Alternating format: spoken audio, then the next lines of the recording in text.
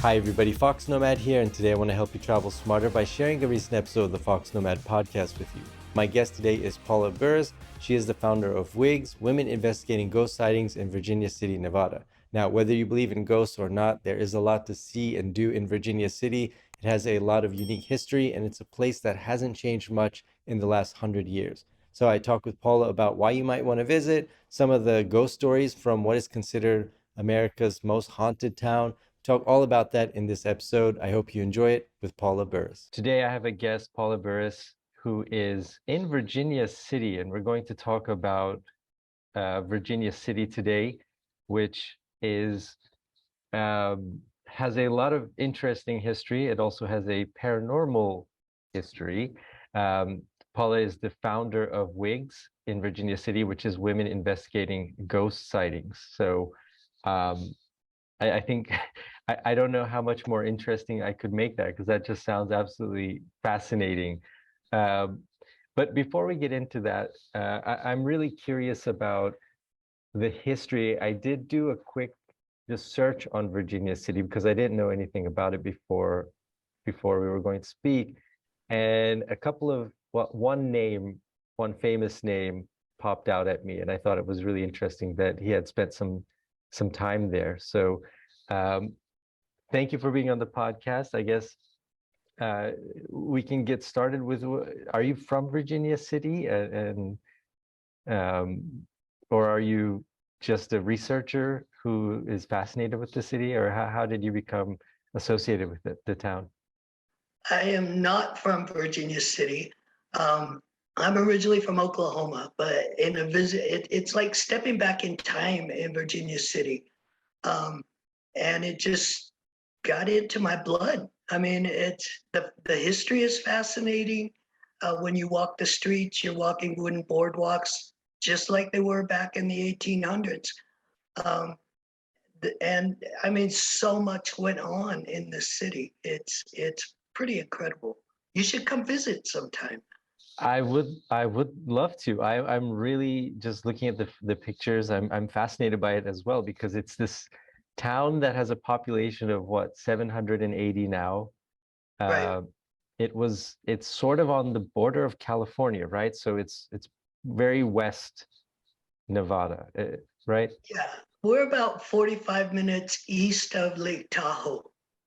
So half of the lake is in Nevada, half of the lake is in California. And so how did this, I guess I want to call it a town, but is it a city? I mean, I guess it's called Virginia City, right? So it should be a city. Um, it's a very small city, I suppose. How did it come to be? You know, how did this city show up in this part of the West? It was the discovery of gold and silver that create. I mean, Virginia City in its peak, from my understanding, had 25,000 residents. At one point, it was the largest community in the state of Nevada. And I mean, the mining peaked. I don't know if you've heard of John Mackey. He was considered one of the Comstock kings, and the Comstock lode, which was the silver, was bringing in. It produced $3 million a month for 3 years, and that's how it got put on the map. Wow, and I guess around that time is when Mark Twain made his way to Virginia City, Yes. right? And what was his history like there? I mean, I know that he was writing for a paper, or he was doing something related to journalism, but I'm not quite clear on, I don't know the details of how he ended up there. You know, I think he was just kind of following the story. He ended up working for Territorial Enterprise, um, and that's where he made his name. Um, I heard he was quite descriptive. If the story wasn't good enough, he would make it better. You know, um, just elaborating or creating a better storyline. And I don't really know a lot about Mark Twain. So I guess, you know, he's there, there's the gold and silver rush. And I'm assuming that either the gold runs out, right, or there wasn't much gold there in the first place. You know, and then the town, if the population now is, 700 something and from 25,000, seems like it just kind of slowly started to wither down, right? Is that kind of what happened? Yes, they found far more silver than gold. And eventually the veins started running dry. Um, I mean, there's still some mining going on here today, but it's not in the capacity that it was in 1859, 1875. Um, And so as people, leave and the town kind of shrinks, what happens to, all of the, 25,000 is a lot of, is a pretty sizable amount of people, especially, is the terrain, is it desert or is it mountainous or is it sort of a mix of the two? it's I'm just, yeah, it's mountainous desert.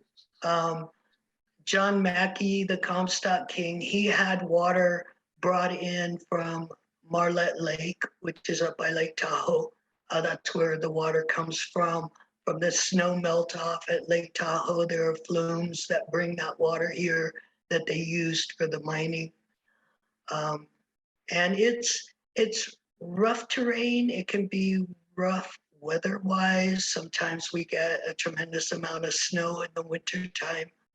Um, and being that I mean, if Reno is at 4,200 elevation and Virginia City's at 62. oh, Um, wow. yeah, and it's like I think it's 20 miles. You make that climb in under 20 miles. So the roads can be treacherous at times.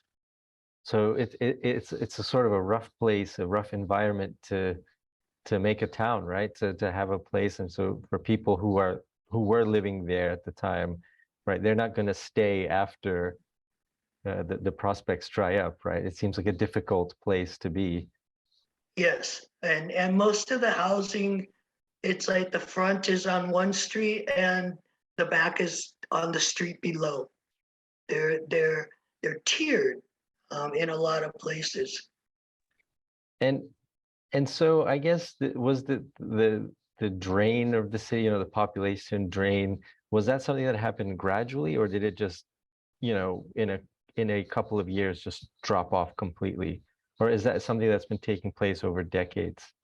It's something that's been taking place over decades as the mining left. Places were abandoned. They've deteriorated over the last 100 years. I'm fortunate in that the building that I work at is 146 years old and it's standing strong. It was an old hospital. Interesting. And so I guess, now we're in the sort of, if we're talking about today, what brings people to Virginia City today? It does have a working, I just saw that it has, it has a school, has an elementary school and a high school. So it's still active, right? It's not a ghost town by any means, I don't think. Um, but what brings, outsiders there? Is it tourism? Is there other like industry that's happening nearby? We're definitely a tourist town. As far as people moving here, um, you either love it or you don't. I mean, we're still running like on propane up here. Um, so you have to be willing to work with that. A lot of people are so used to, your gas company, your national gas piping everything in. Uh, a lot of wood burning stoves, so you have to be open to cutting firewood or buying firewood, to get you through the winters. But most of the residents, it's just in their blood. They just love it here, and it's a 30-minute drive to get to modern conveniences. Um, and you have to be willing to do that. So they're going either to the, I guess the Tahoe area is probably the closest city area, or Reno, Reno Reno, or Carson City, Reno or Virginia. Yeah, it's like the main road that goes through Virginia City. To the north is Reno, to the south is Carson City. Now, I've driven across Nevada a few times, and I've been, once you're out of, I went to outside of Area 51, and I took this sort of extraterrestrial highway trail, and I I loved it. I thought it was so, you felt like you were detached from the entire, of all of civilization. So when you take these roads, and then the city is behind you, and you go out a while, there's nothing there. Although, I mean, yes, there is the Area 51 is there, so there are people there, but is it like that in Virginia City? So when you leave Virginia City and you start driving out, going to Reno, is it basically, nothing in between, or just to sort of paint a picture? There are housing developments in between. Virginia City, I mean, it's rough terrain, so there's still a lot of wide open spaces available, which attracted me to the area. Um, so it's not quite like Area 51 where it's just desert. That's it. That's all you see. We have mountain. There's a lot of wildlife. We have the wild horses. We have deer. We have, um, a lot of wildlife to enjoy. Um, so yeah, you have to be in a special state of mind to um, fall in love with the area, because you're going to work for stuff. You're going to work to, you go for a big grocery run, and you buy what you need, because you can't just run to the store in 10 minutes. It takes you a half an hour either way, you know. Wow. So I guess in town you just have like convenience store type We have a shopping, right? couple of little markets, yeah. So There's like, it's 800 people max as far as residents go. A lot of them are business owners who have a business on C Street, so they're reliant upon tourists. Um, October is kind of like our last big hurrah of the year, and then everybody kind of goes into winter mode. Um, we don't get a lot of traffic because especially California, people aren't used to driving in snowy conditions, and black ice and things, and the road can be very intimidating. and so what brings people to Virginia City? So, if we're thinking somebody's listening and they're like, I haven't heard of Virginia City, but it seems interesting. How, what would bring them there, and how would they plan that trip? So would they stay in Virginia City, or are there hotels nearby, or is it something that you do as a day trip kind of from Reno or somewhere nearby? It's definitely a day trip from Reno if you're staying there, but we do have hotels. Some of them are more modern than others. Actually, we have one modern hotel. The rest of them are from 1875, the buildings, and they're still structured in the way that they were. Um, and we have 4 or 5 different places. Plus, we have some bed and breakfasts that are incredible. It's a great experience. It's like I said, it's like stepping back in time. If you were fascinated with the Old West, this is your opportunity to kind of have that experience. Being my age, I grew up with the Bonanza television show, and part of that, they were always going to Virginia City. So that was part of what drew me. Oh my God, I get to go where the Cartwrights went.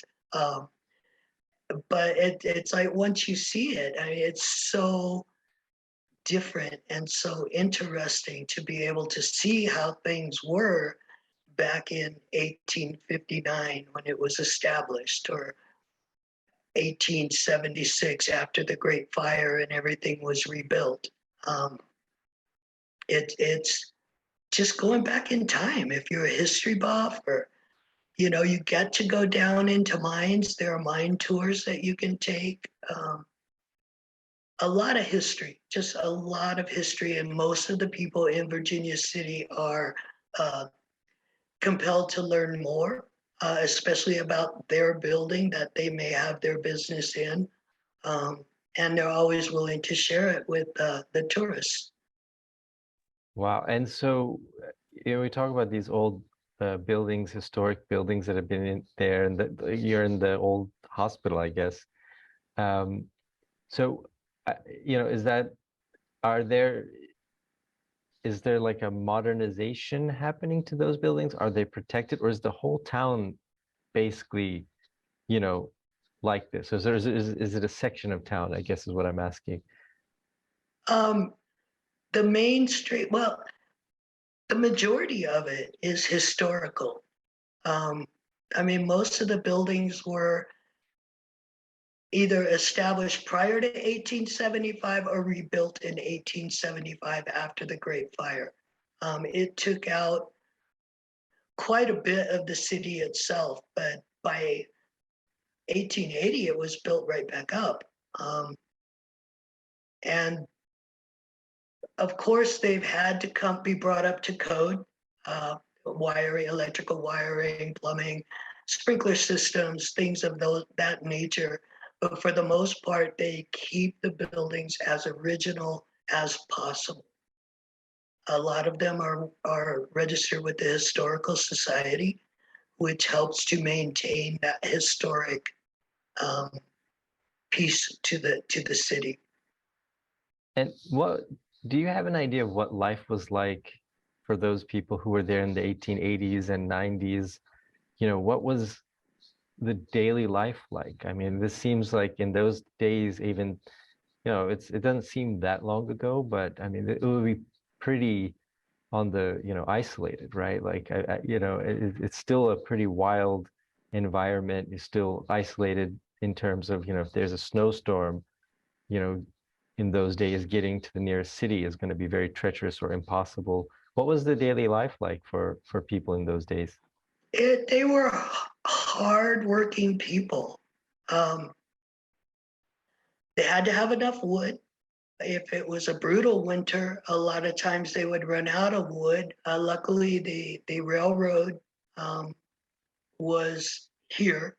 It ran to Carson City. I believe it ran to Reno at one point, where they were able to get some supplies, but just I mean, every road is a hill, like 45-degree, climb. And to imagine having to walk that every day, these were some hardy people, in far better shape than I'm in. And I guess now, if we're thinking about, this is a very old town, very old historic buildings.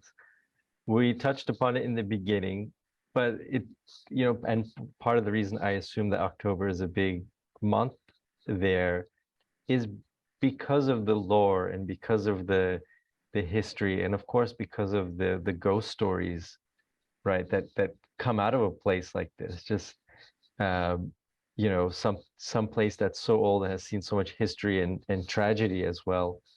Um, what I guess I'll go back to starting. What is the director of paranormal activities? What does that entail? As I every building that I've been in has activity. Um, for me, paranormal kind of gets back to whatever your beliefs are, what your spiritual beliefs are, because there are some people who don't believe in ghosts.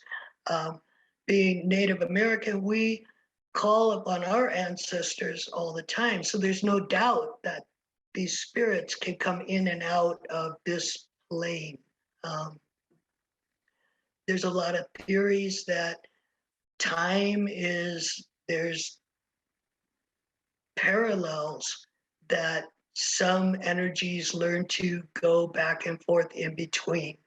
For example, where I am at St. Mary's Art Center, it's an old hospital. So I feel that these these spirits here, the miners, most of them were alone. So even though they may have been injured or ill, while they were here, they were being taken care of by the Daughters of Charity, which they're very compassionate women. And so even though it wasn't the best time, it was a good time because they were being nurtured, they were being taken care of. And I think they maybe revisit that time.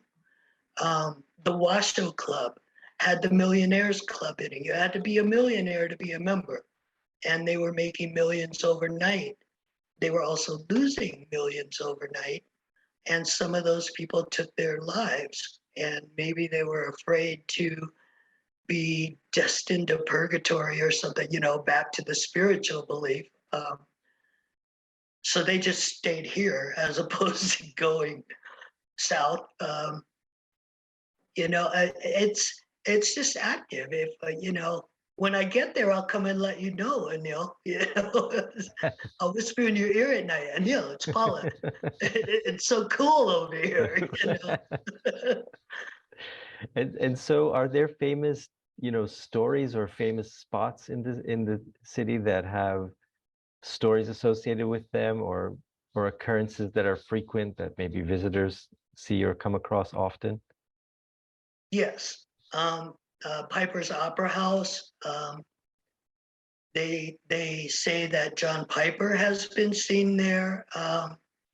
I don't know all of their spirits because I do everything here in this building. I've been to the Washoe Club. They get activity of poker games. You can hear the chips. You can hear, you smell cigar smoke. Mackey Mansion, where John Mackey lived. He has been seen, as well as a child. There's a little girl there, supposedly. It's everywhere. It truly is everywhere, and if that was their best time, if you get to revisit a time that you were walking on this plane, how cool is that, yeah, let's go. Let's visit it. They're still partying at the Washoe Club. They're still doing nursing here. We have a room where the surgery was located in 1860 or 1876. And I've seen shadow go in and out of that room for the last 12 years. I hear the voices of them talking. I think they're still working. They're still doing what they loved. And is it creepy, like especially at night, if you're when you're leaving for the day or something, is it spooky, or is it like you're just sort of used to hearing and seeing these things? I'm used to hearing and seeing these things. When I walk into the building in the morning, I say good morning. And when I leave at night, I tell them good night. I just treat them as if I would treat you if you were hanging out here. I have slept in this building and been the only person in the building. And that was a little intimidating in the beginning when you hear boot steps coming up the staircase and nobody's in there. It'll startle you, but for the most part, everything is good here.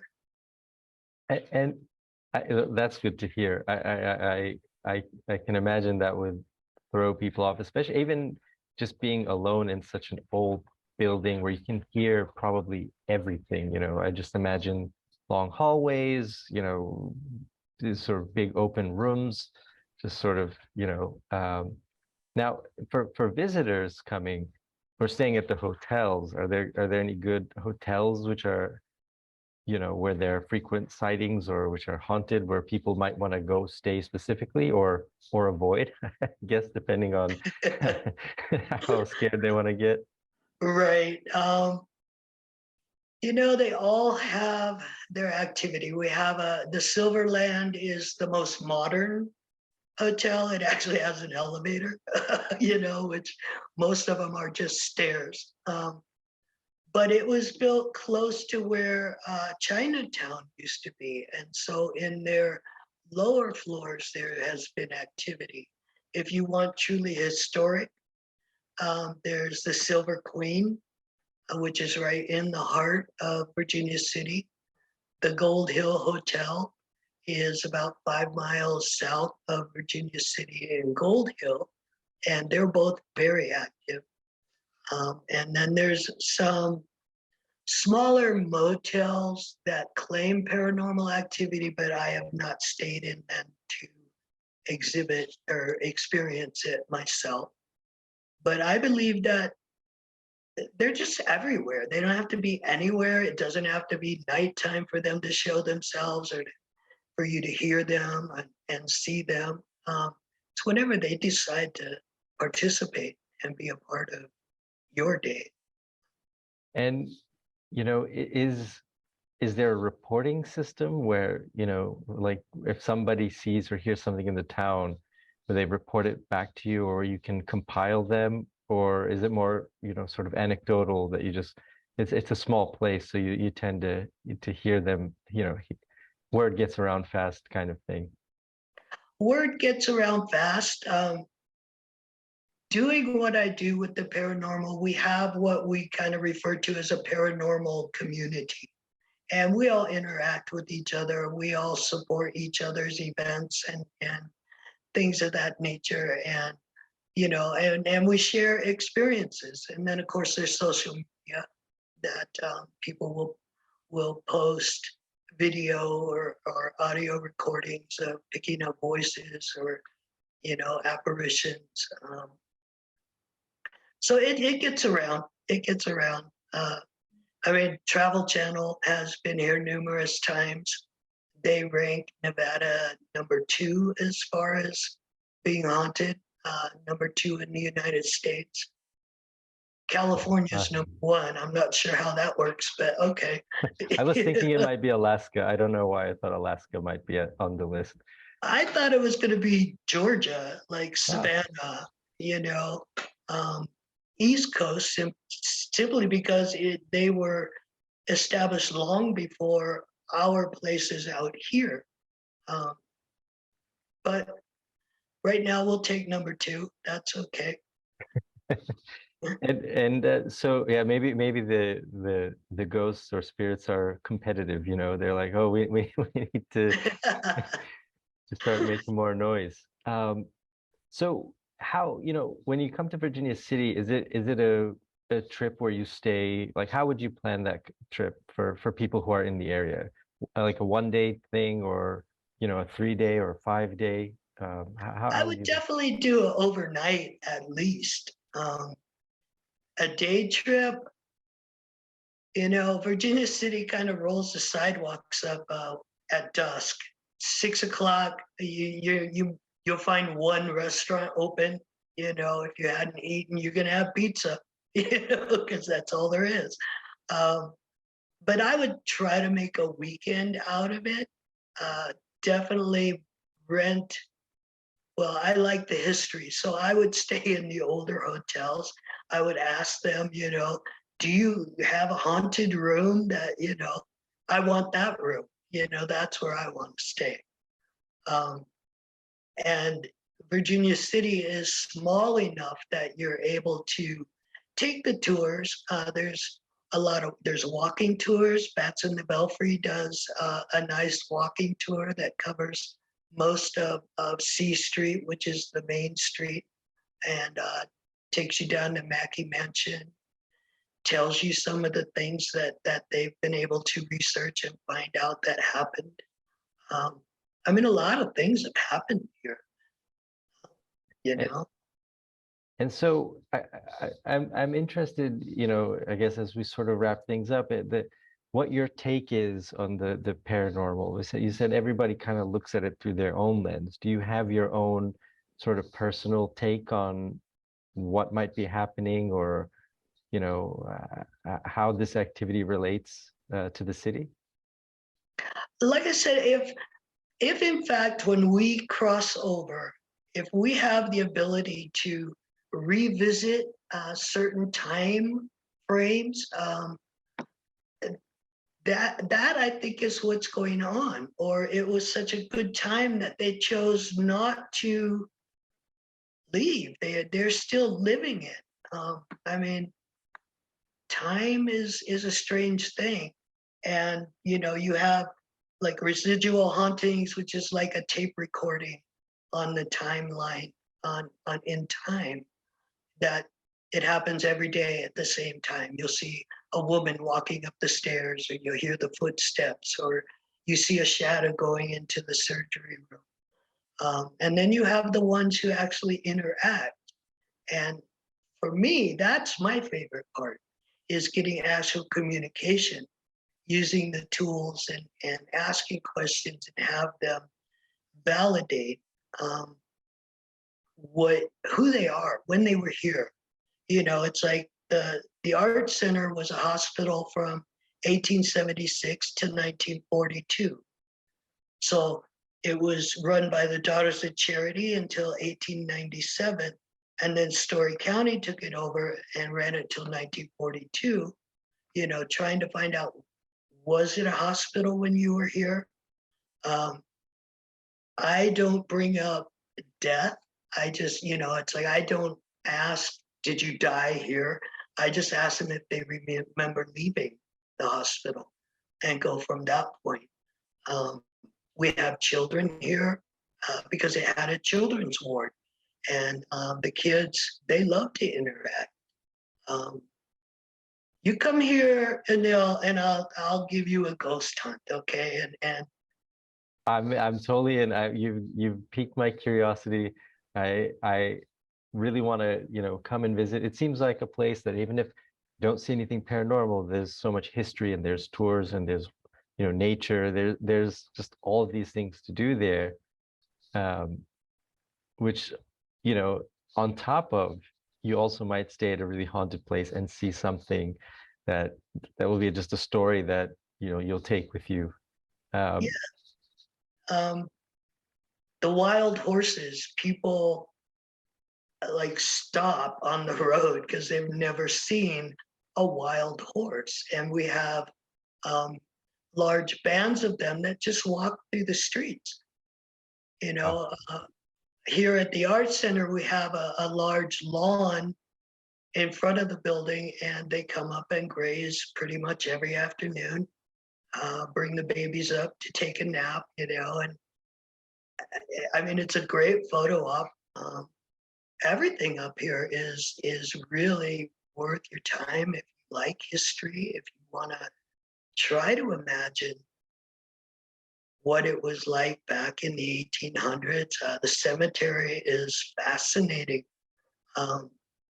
As Virginia City grew, they, in the old days, they used to bury grandma in the backyard. But as the city grew, they were interring those bodies and moving them to what is now the Silver Terrace Cemetery.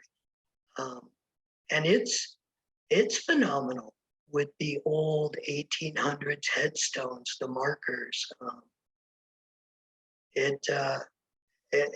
There's just so much to see. There really is. Wow. Well, I guess I want to wrap things up with do you have a personal story or encounter, something that you think is unique or that's touched you, in terms of paranormal activity that you've seen, or something that occurred that maybe, just really surprised you or you weren't expecting? I've had a couple. In a room with two other women doing an investigation, running a voice recorder and picking up a man's voice. We were in a room that is, we call it the Way It Was room. It is remnant to how it looked back in the day. And when it was a hospital, that's where they would hold the mentally unstable people until they could transport them to a proper facility. So it's got the iron bars on the window, and we picked up a man's voice, and it says, "Hey, you guys, can you help me out?" Whoa. And it's like, I heard it at the time because I was listening. I had headphones hooked to my voice recorder, and it was like, what the heck? Wow. And I mean, it's for me, it's an adrenaline rush when you get that. We have one spirit that likes to play blackjack. Uh, we use dowsing rods that you can ask yes or no questions. You can ask them to cross the rods for their response. So he crosses the rods when he wants to hit his hand, and he's pretty good. And we had him move his card. It moved a good quarter of an inch, like he was tucking it under the chips. That um, it catches you by surprise, but it's like the coolest thing. So Wow. we're always looking for those opportunities. We have a lot of experiments that we do. We set up different things and try to get the spirits to move them without anybody touching them, because everything we do can be challenged if you're not there. um, I mean, especially with today's technology, you Mm. know uh, people do challenge it, And which whatever. you know Join me and experience it yourself. and are there tours that people can join you on that they can go and try to see some of these things for themselves when they're in town? Yes, yes. I do daily tours. If they want a paranormal tour, that can happen. I do a monthly investigation. That's 2 hours or 4 hours, depending upon the people. And then twice a year, I do a fundraiser for the Art Center, where we do overnight investigation. So you actually rent a room, you sleep here, and we set up all the cameras, and we have all the gadgets, and you can investigate as long as you can stay awake.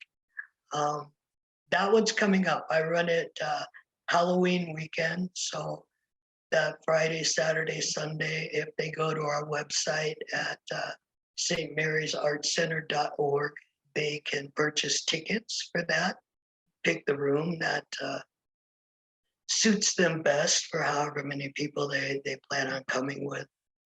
And pretty much the entire town sets up something like that. Bats in the Belfry does a walking tour every weekend. I think they stop at the end of October. Mackey Mansion runs tours. You can set up investigations there. And the Washington Club has daily tours that are pretty much all paranormal. Great. So yeah, that opportunity is there for you pretty much any time. Great. And so if you could say the site one more time where people can, visit to learn more, plan their trip. If they check the Virginia City website, that one is a great one for the town overall. If they want to tap into me, they could go into stmarysartcenter.org, and the list of they can actually book a tour and everything right there through the website. Or they can reach out to me, Paula Burris, on Facebook. And I usually post there any event that I have coming up. In March, I do a paranormal painting pajama party where it's the same thing. You rent a room, you stay the night. We just ask you to paint your perception of a spirit or your favorite room or whatever. And then we have an art contest, and the winner of the art contest gets a free room the next year. Wow. So, and it's like generating monies for a lot of these buildings. It's pretty pricey to maintain them, especially if they're registered with the historical society, is you have to do it in a certain way to keep it historical. Mhm. Well, I really appreciate your time. I'll leave links, in the show notes where people can come and check out all the different ways to find you and to learn more about the town and to hopefully plan their next trip. If they're in the area, by the time this episode goes out, it's going to be perfect time for October. I mean, this is, Yay. we usually do a separate Halloween episode. This is a nice sort of introduction to that episode where we pick out different weird stories from around the world that we do on Halloween. So this is a great sort of tie into that. Nice. And you've definitely made Virginia City somewhere that I want to visit. I honestly didn't know about it, and now it just seems like a place next time I'm in that area that I would love to visit because it just seems so fascinating. You you should. I think you will enjoy it.